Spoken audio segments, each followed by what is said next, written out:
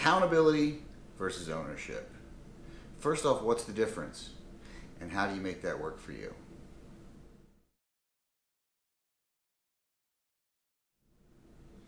Hey guys, Jeb Stuart Johnston here. Today I wanted to talk to you about something that comes up quite often with interactions both with my personal client relationships and also just people in general. And that's this idea of, first off, accountability, right? So I feel like when a lot of people come searching for help, both in the nutrition sphere, in the fitness sphere, really in anything that they do, accountability is a word that comes up quite a bit. I know I've used it myself when I'm looking for coaching, and it just means that, if I have someone else to answer to, sometimes I tend to do a little bit better. It's why most of us have coaches. In jiu-jitsu, I have a coach, obviously.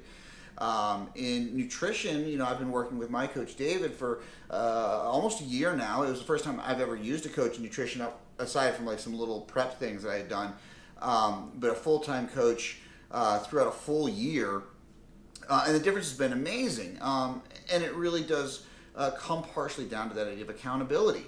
So what is accountability, really? It really is just having someone hold you accountable. It literally is that boss-parent relation, boss-employee or parent-child relationship. And a lot of times that's what coach-client relationship is. And for a short-term intent, for a short-term workload, for a short-term goal, accountability is a phenomenal tool. Accountability really does take some of the guesswork out of our hands, puts it in that of an expert, someone we trust, and lets them kind of steer the ship for a bit, right? And that's all well and good. But unfortunately, for long-term sustainable change, accountability isn't always the best choice. We really need to shift into something else. And that's where this idea of ownership comes in. So if we take it from like a real simplistic view of these two terms of accountability versus ownership and make it like a company structure. Accountability, again, we go to boss employee. So your boss is there and they've got your workload for you and they've got your things due and you're expected to turn those things in on time and you're expected to have your projects done and you're expected to show up on time and do all these normal things that you would do. That's important. You're going to get your job done, you're going to get your check, and you go home. But that's where it ends. Now, what about ownership? I mean, it literally means ownership of something. So if you were that same situation and you owned that company, well, you don't get to go home. And you don't have anyone you directly have to, report to. Maybe you have some stockholders, or you owe some people money or whatever. But at the end of the day, the only person you have to report to is yourself. So in fitness, nutrition, all of these things, that's the goal, right? That is the prize. That is where I want to see everyone get to.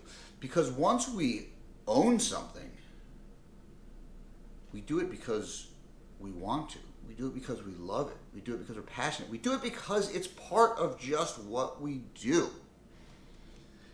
So I really think a big part of this process, and again, I owe much of this idea to Kyle Dobbs, who's a really phenomenal coach, works a lot with business development, and he talks a lot about this idea of ownership with his people. Because if we can take that external regulation, right, which you'll hear me talk about a lot, and I'm going to do another video just about motivation, about regulation, this idea of external motivation, of someone directing your intent, of someone else kind of being the motivator, if you will, to get your stuff done. That's really great to start. But again, that fades. So we need to kind of create this internal regulation, internal motivation, that process orientation, and that is where ownership will help build. So this idea of accountability being the number one thing, I need someone to hold me accountable. You might, to start, that might help, but it's never going to keep you going. And it's never going to make you truly great at what it is you want to do. And it's never even going to get you to your goal, really. It's just going to get your foot in the door. So we really want to take this idea of accountability and we want to morph it into ownership. So the big question is, how do we do that? Well, there's two sides to that coin. There's the side of the attendee, the client, whoever it might be. You know, I'm a client, I'm also a coach. So I direct these things in two different ways. So we're going to do two more videos. One directed at those who are looking to shift from an accountability mindset to an ownership mindset. And then those who are looking to shift their people in that manner. How do we build those things?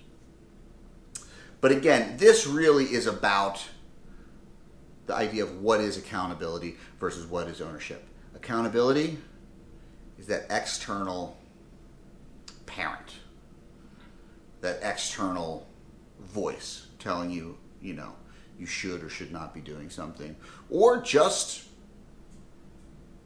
someone that is there that you look at as that parental figure.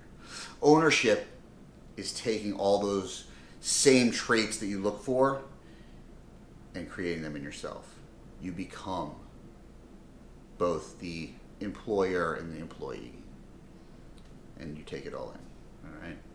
So that's the basis for these ideas. Take it another step further in these next videos. Okay. Thanks a lot, guys. Have a great day. Talk to you soon.